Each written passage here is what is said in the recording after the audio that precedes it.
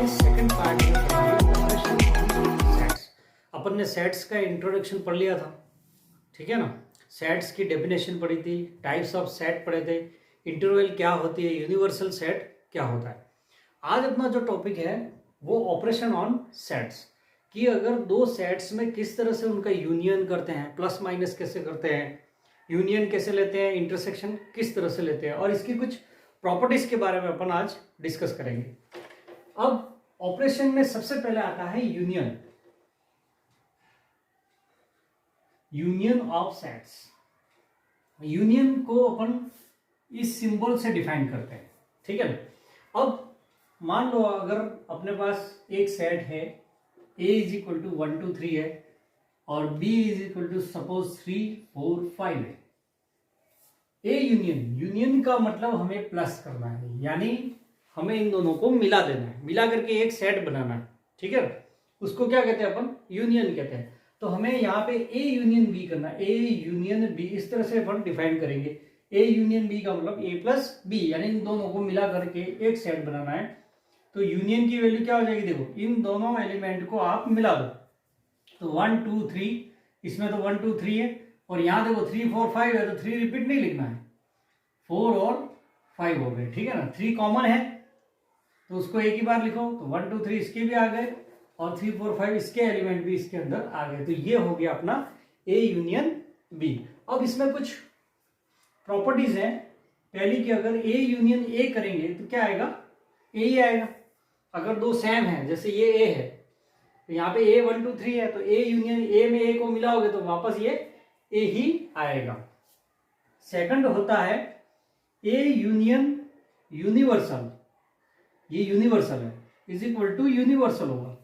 Universal कल मैंने बताया था कि यूनिवर्सल क्या होता है, सार्वत्रिक समुच्चय होता है जिसके अंदर सारे सेट्स उसके अंदर आते हैं, उसको अपन क्या कहते हैं, यूनिवर्सल यहाँ पे कहते हैं। थर्ड है ए यूनियन फाई, फाई का मतलब होता है नल सेट। अगर इसमें कुछ भी नहीं मिलाओगे तब भी क्या आएगा, ये ए ही आएगा।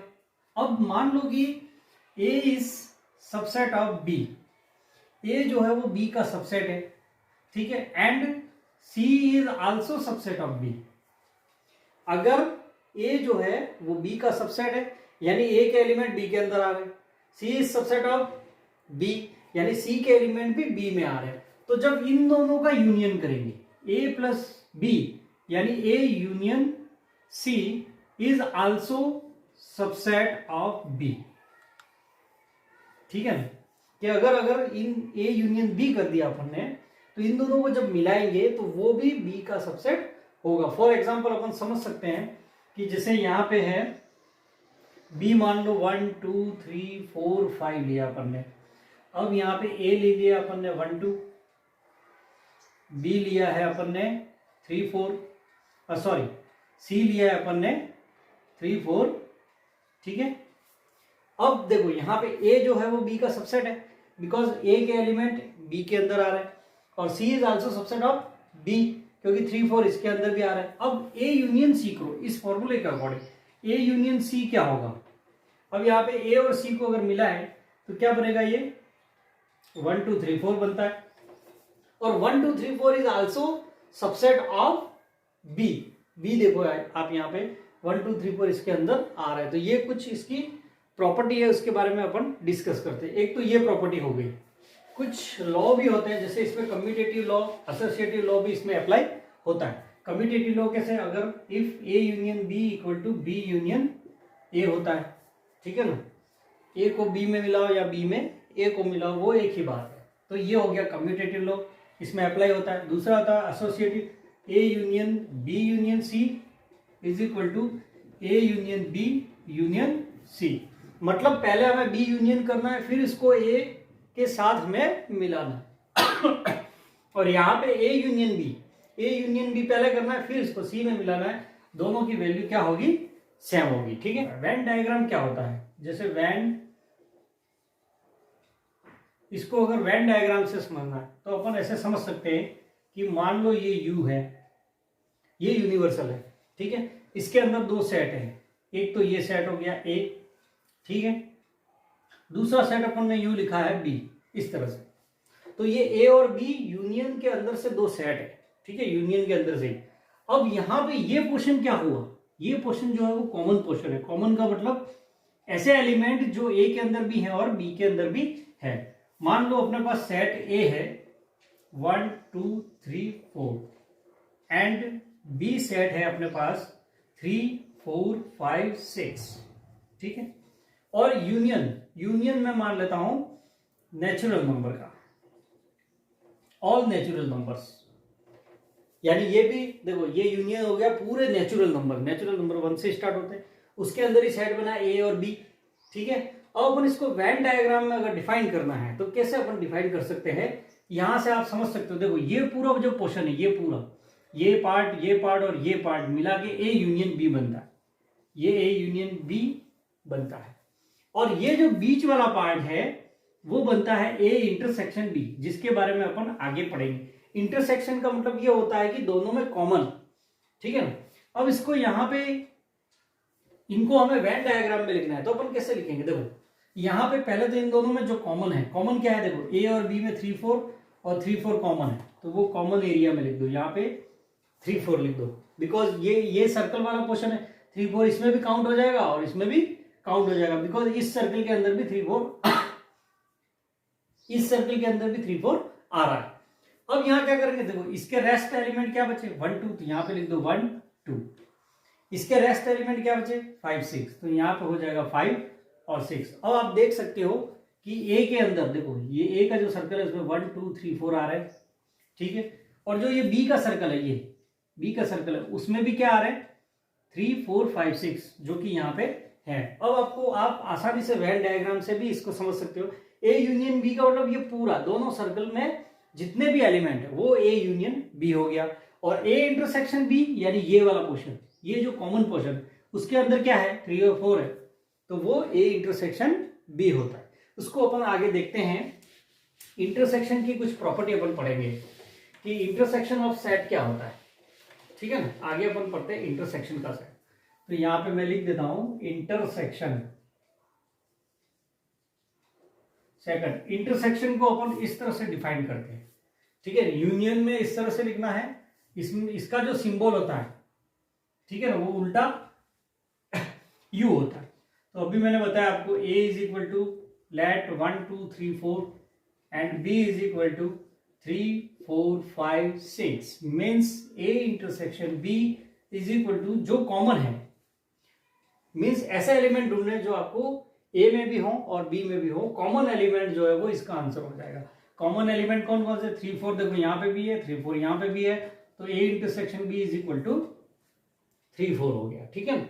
तो इस तरह से अपन इंटरसेक्शन को डिफाइन करते हैं। अब इंटरसेक्शन में कुछ प्रॉपर्टी है। इंटरसेक्शन जो होता है उसमें A intersection B is equal to B intersection A equal होता है। इसमें भी कम्यूटेटिव लॉ होता है, इसमें भी एसोसिएटिव लॉ होता है। अब आप देख सकते हैं अगर ए इंटरसेक्शन ए करेंगे तो वो क्या आएगा, ए आएगा, फर्स्ट रूल। सेकंड रूल, अगर ए में ए इंटरसेक्शन है तो दोनों में जो कॉमन है वो सारे एलिमेंट वही होंगे।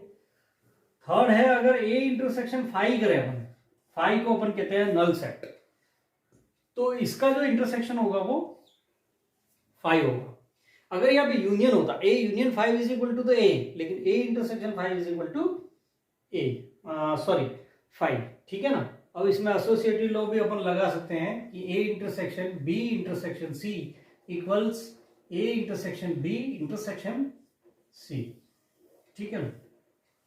और अगर ए इंटरसेक्शन यूनिवर्सल करें इज इक्वल टू ए होगा, क्योंकि यूनिवर्सल जैसे सेट ऑफ नेचुरल नंबर है उसमें, तो दोनों में कॉमन क्या होगा, because A is a subset of universal, एक तरह से ये सबसेट है, तो ए के सारे एलिमेंट यू के अंदर मिल जाएंगे, तो इन दोनों में कॉमन क्या होगा, ए ही होगा, ठीक है।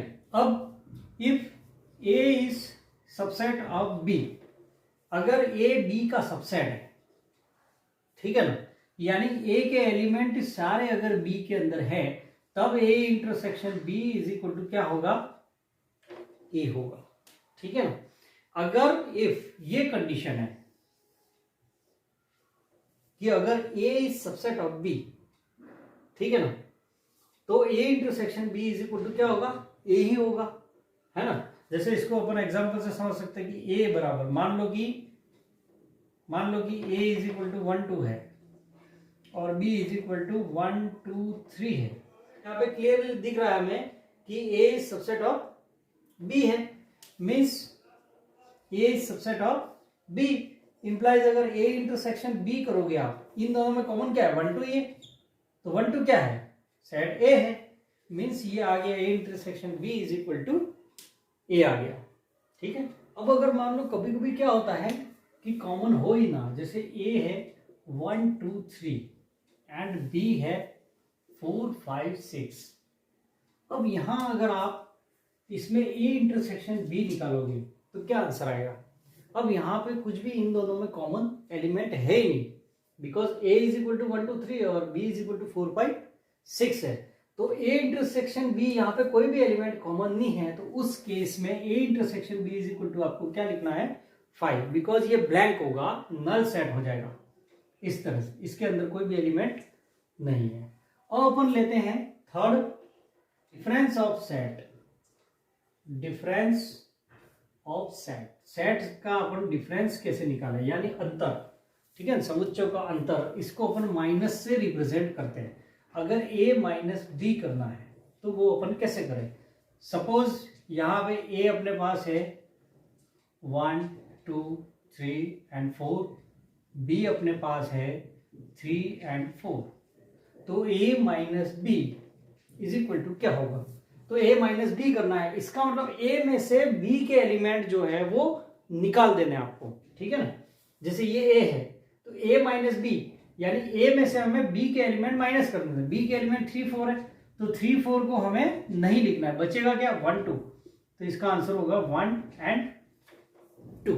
ठीक है, a माइनस बी, यानी इसको अपन क्या कहते हैं डिफरेंस ऑफ सेट कहते हैं कि a माइनस बी, यानी a में से b के एलिमेंट आपको हटा देने हैं।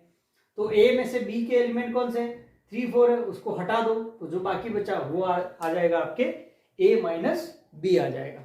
अब इसका नेक्स्ट होता है complement function, complement set, sorry, अब नेक्स्ट होता है कॉम्प्लीमेंट सेट। कॉम्प्लीमेंट को अपन डैश से रिप्रेजेंट करते हैं, जैसे ए का कॉम्प्लीमेंट होता है ए डैश।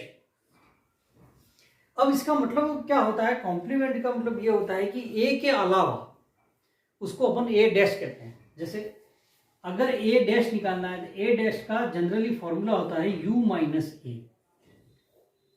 इसको अपन एग्जांपल से कैसे समझ सकते हैं, देखो अगर मान लो यहां पे u जो है set of all natural number, सारे नेचुरल नंबर का ये सेट है यूनिवर्सल। a जो है set of even natural number. ठीक है, तो a डैश क्या होगा, a डैश होगा u माइनस ए। u माइनस ए का मतलब सारे नेचुरल नंबर है, नेचुरल नंबर यानी ये 1 2 3 एंड सो ऑन। और ये set of even natural number क्या होंगे, इवन नंबर 2 4 6 8 डैश। तो आप इसमें से अगर ये माइनस करोगे, ठीक है, u माइनस ए करोगे, उसको अपन कहते हैं कॉम्प्लीमेंट का मतलब a को छोड़ देना। तो a के अलावा अगर इस सारे यूनिवर्सल में से नेचुरल नंबर में से अगर इवन नंबर अपन हटा देंगे, माइनस कर देंगे, तो क्या बचेगा, ओड नंबर बचेंगे। तो a डैश क्या बचेगा, यहाँ पे देखो 1 3 5 7 dash dash and so on. Means ये जो है वो set of odd natural number, odd natural number. ठीक है ना, तो इस तरह से ये अपन कॉम्प्लीमेंट निकालते हैं, यानी कॉम्प्लीमेंट निकालने के लिए उसको यूनिवर्सल माइनस यूनिवर्सल में से माइनस करना। अगर इसको वेन डायग्राम से अपन समझे तो ये है u, ठीक है, ये पूरा u है यूनिवर्सल। मान लो इसके अंदर ये सेट है a, तो ये जो रेस्ट ऑफ पार्ट है, ये वाला, ये जो रेस्ट ऑफ पार्ट है वो क्या कहलाता है a डैश। ठीक है ना, इसको अपन क्या कहते हैं a के अलावा। तो ये u है, u माइनस ए, ये माइनस कर दो ये पोर्शन, तो बाकी जो ये वाला जो पोर्शन है वो क्या कहलाता है a डैश कहलाता है। यानी ये जो पोर्शन है वो u माइनस ए हो गया, इम्प्लाई इसको अपन a डैश कहते हैं, यानी u में से a छोड़ देना। कुछ यहाँ पे प्रॉपर्टीज हैं, प्रॉपर्टीज अपन देखते हैं कि इसकी प्रॉपर्टीज क्या है। कॉम्प्लीमेंट जो सेट है उनकी प्रॉपर्टीज क्या है। तो जैसे a plus A dash is equal to क्या बन जाता है, u बन जाता है, ठीक है ना। एक तो अपन ये लिख सकते हैं, बिकॉज अपना फॉर्मूला जो है a dash is equal to u minus A है, माइनस ए इधर ले जाओ तो a plus A dash is equal to क्या बना, u बना। अब अगर सेकंड अपन देखें, if u is subset of a, अगर universal is subset of a, then a dash is equal to क्या होगा, 5 होगा, ठीक है। अगर u बराबर a भी है, u बराबर a है, यानी u और दो इक्वल सेट है, u और a दोनों अगर इक्वल सेट है, तब भी a dash is equal to क्या होगा, 5 होगा। अगर इसकी प्रॉपर्टी देखें कि कॉम्प्लीमेंट का कॉम्प्लीमेंट a डैश का a dash is equal to a होता है, ठीक है। अगर कॉम्प्लीमेंट का वापस कॉम्प्लीमेंट लेंगे तो क्या हो जाएगा, a हो जाएगा। जैसे अगर वेन डायग्राम में अपन देखते हैं यूं, ये u आ गया, ये a आ गया, ठीक है, ये a डैश है, जो रिमेनिंग पोर्शन जो वो a डैश। अब इस a डैश का a डैश क्या होगा, वापस u माइनस, अगर a डैश का डैश निकालना है तो वो u माइनस a डैश, ठीक है। u माइनस क्या होगा, a डैश करना पड़ेगा, और u minus a dash is equal to क्या होता है, वापस a ही होता है, बिकॉज अपना ये फॉर्मूला ये, ठीक है ना। अच्छा आप देखो कि u माइनस a डैश करेंगे तो वापस क्या आएगा, a। तो a डैश का डैश यानी कॉम्प्लीमेंट का कॉम्प्लीमेंट होता है, उसमें वापस वही सेट इसका आंसर होता है, ठीक है।